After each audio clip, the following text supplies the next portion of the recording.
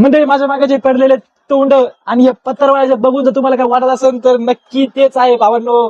हे आहे बाई 12वी बोर्डाचं सध्याचं वातावरण महाराष्ट्रातलं. तर नमस्कार मंडळी, welcome back to life with Rajat. आणि बाई सध्याच्या कंडिशनला बाई महाराष्ट्रामध्ये टॉप ट्रेंडिंग विषय असा चालू आहे की 12वी बोर्डाची एक्झाम आलेली आहे.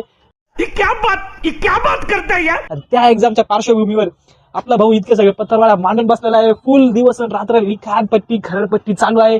या सराचं असं झालं, त्या मॅडमचं असं झालं, सर मला असं म्हटले, मॅडम मला तसं म्हटले, चेकिंग करून द्या, हे करून द्या, ते करून द्या. भाई फुल तुमच्या घरात पण कोणी 12वीचं असन आणि त्यांचं पण असं होत असं, ते बघून तुम्हाला कसं वाटत असं तर कमेंट मध्ये नक्की सांगा.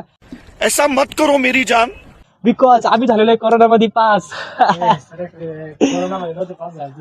भाई देवाच्या कृपेने आपली नौका पार झालेली आहे. कोरोना काळामध्ये आपण पास झालेलो आहे. तुम्ही पण जर कोरोना काळामध्ये पास झाले असेल तर कमेंट मध्ये थंब द्या, म्हणजे मग कळत आपल्याला आपले किती आपल्या जवळचे माणसं आहे.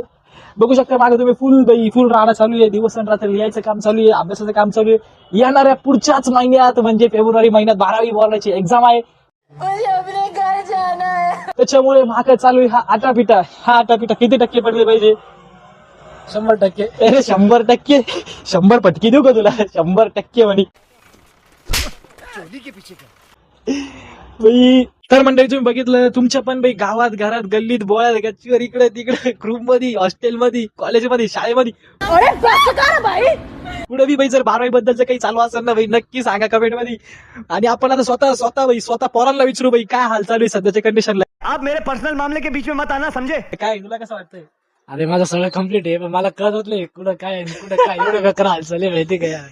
याचा दुष्परिणाम असा आहे मित्रांनो, वर्षभर जर कोणी कॉलेजला गेलं नाही तर शेवट असं होतं. त्याच्यामुळे याच्यासोबत असं झालेलं आहे. ये भी मेरी गलती है. जाऊ द्या आता, याचं प्रकरण हा याचं सॉल्व्ह करण. तुम्ही जर आपल्या चॅनलवर नवे असाल तर लाईक करा, शेअर करा, सबस्क्राईब करा. भेटूया पुढच्या ब्लॉग मध्ये. तोपर्यंत जय महाराष्ट्र.